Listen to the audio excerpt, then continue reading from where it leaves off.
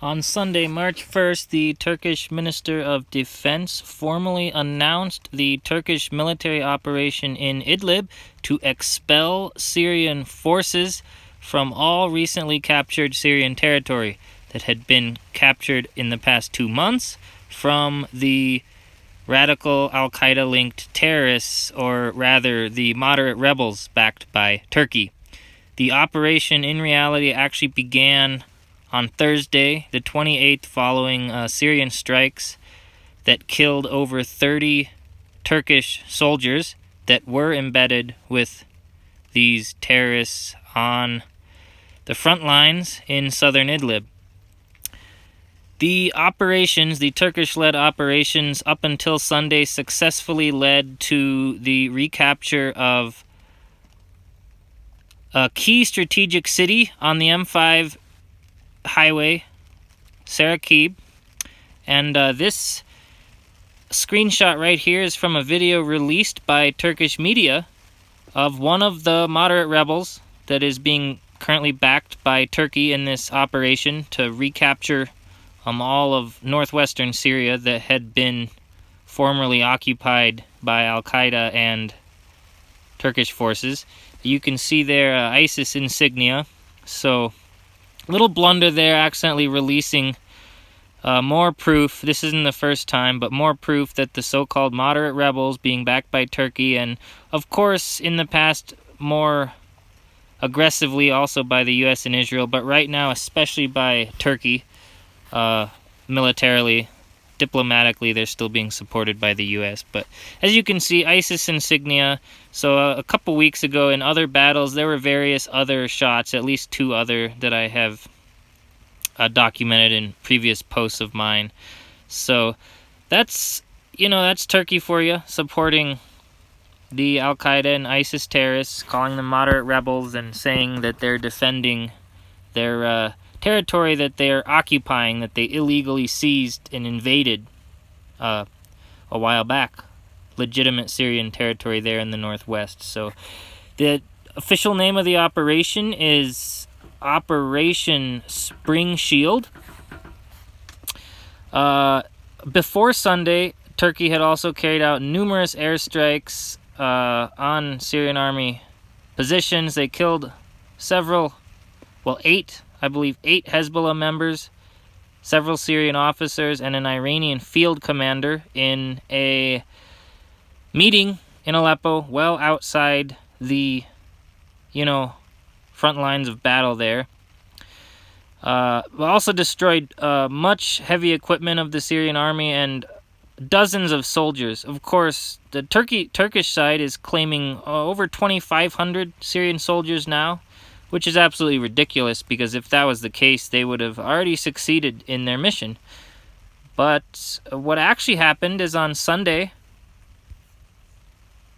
as soon as they announced this operation, Spring Shield, and here's the territory they had recently seized as of Sunday.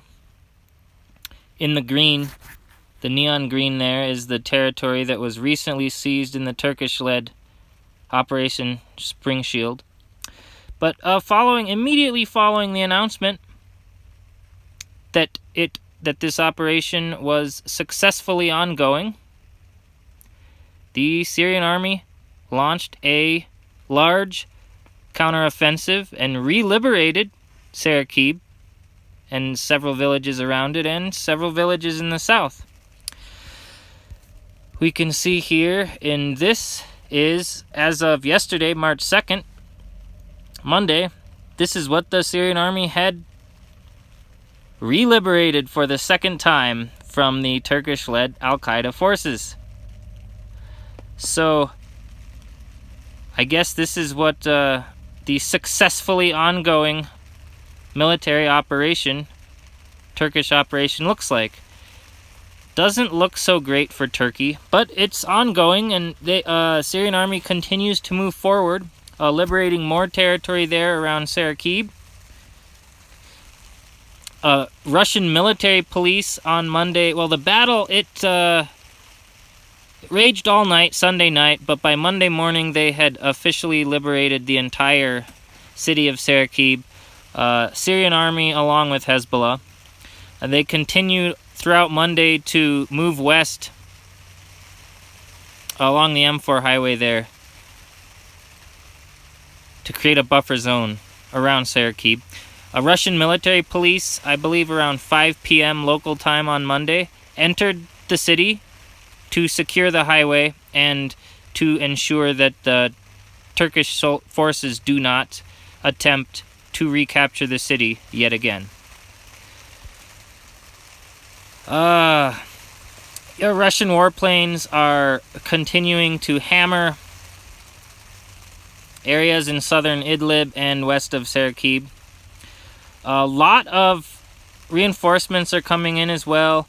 There's a Russian ship, I believe, carrying tanks moving through into the Mediterranean.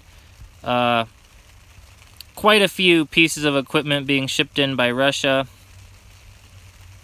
Also, the Syrian military command sent reinforcements. They sent a few air defense batteries that are normally in the south. They moved a few of those up north to protect their forces. Turkey continues to carry out airstrikes, despite Syria actually closed its airspace in northwest Syria officially, declared that it would shoot down any hostile aircraft immediately. It has downed a number of Turkish drones, but the Turkish drones, some of them continue to successfully carry out attacks. Previously 2 Syrian fighter jets were shot down by Turkish forces. I believe that was on Friday or Saturday. And then again today, yet a 3rd Syrian warplane was shot down as it was carrying out airstrikes against al-Qaeda positions in Idlib. It was reportedly shot down by Turkish F-16, so air-to-air missile, and presumably claims from within inside the Turkish border. It's unclear whether the F-16 may have crossed into Syrian airspace, but nevertheless, some losses for the Syrian army, but not enough to keep them from taking back pretty much all of the territory that was just taken back in the 3 days previously. So if that's what the successful military operation, a successful war against Syria by Turkey looks like, it doesn't look like it's going to succeed in its mission to expel Syria from all of Idlib. At the same time, on Monday, Israeli forces yet again carried out an attack near the Golan Heights. This will be the 3rd Israeli attack in the area, al-Qunitra, on the border of the occupied Golan Heights. 3rd attack in 4 days. The last attack was on Thursday, covered in my last video. The 2 attacks in 1 day, last Thursday. Then this attack was purportedly carried out by a attack helicopter that flew in from the Golan Heights, of course. Israel took responsibility for this one. You can see the tweet here. They claimed that they identified an attempted sniper attack. They targeted a vehicle in the attempted attack.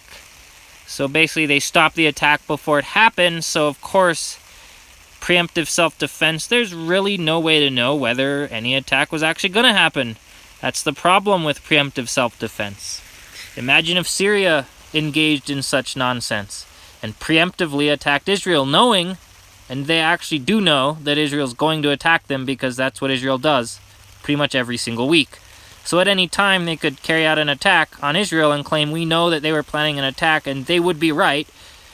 Israel has carried out attacks, hundreds of attacks, reportedly, according to their own officials, over 1,000 Syrian targets have been hit, or at least targeted. Maybe some of those didn't hit their targets due to Syrian air defenses. It's unclear what they meant, but that's a lot of attacks for a country that's officially not at war with Syria. So that continues. At the same time, President Erdogan is using the displaced civilians in Syria. He opened in his words, we opened the doors. He opened his border. And this was on Saturday, and he said We will not close these doors in the coming period, and this will continue, this flood of immigrants towards Europe. He's attempting to use the immigrants as a weapon, basically, to get more support from the EU for his invasion of Syria. It's not working. Europe's not happy, but NATO already declined to offer military support.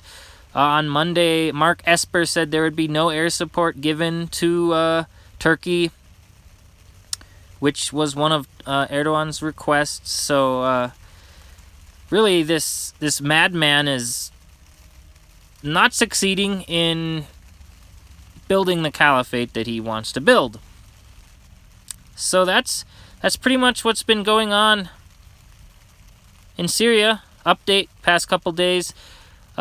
Turkey pretty much declared war on Syria, and Syria struck back and took back pretty much all of the territory that had been recently taken in the so-called successful Operation Spring Shield. So to finish this video off, I'm just going to play a clip by presidential candidate Tulsi Gabbard about Idlib. Pretty much sums up what's going on, and she just tells it how it is. So I'm just going to let her do the rest of the talking, but she'll tell you exactly what's going on with Turkey. And it's unfortunate that there's not more people willing to speak the truth about Syria and the Western proxy war to topple the government. Anyway, here is Tulsi Gabbard. Russia is sending warships to Syria right now to protect it from Turkey's invasion in northern Syria, which is being carried out in alliance with al-Qaeda. President Trump needs to make it very clear to NATO and Turkey's Erdogan that the United States will not be dragged into a war with Russia by the aggressive Islamist expansionist dictator of Turkey via NATO. The corporate media needs to stop referring to al-Qaeda and their affiliated groups in Idlib as quote-unquote rebels in a deceptive effort to make them seem like freedom fighters. I and thousands of Americans enlisted after al-Qaeda's attack on 9/11, and the media and the Trump administration's continued labeling of these terrorists as rebels is a disgrace and dishonors all of our men and women in uniform and our entire country. Turkey's been supporting ISIS and al-Qaeda terrorists from behind the scenes for years. But now Turkey is being forced to come out from behind the curtain and expose the role that they've been playing in the years-long effort to overthrow the Syrian government. Turkey's Erdogan wants to create an Islamist caliphate in Syria, reestablish the Islamist Ottoman Empire, and is working with al-Qaeda and other terrorists to achieve his goal. He wants to be the caliph in the new Islamist caliphate of his creation. Turkey's Erdogan is not our friend. He's one of the most dangerous dictators in the world, and the United States government and media have no business helping this Islamist megalomaniac and his al-Qaeda partners. It is long past time for Congress to pass my Stop Arming Terrorists Act, which would prevent our government from assisting countries like Turkey, who are aiding our enemy, al-Qaeda. And every presidential candidate needs to tell the American people where they stand. Will they support passage of my Stop Arming Terrorists Act?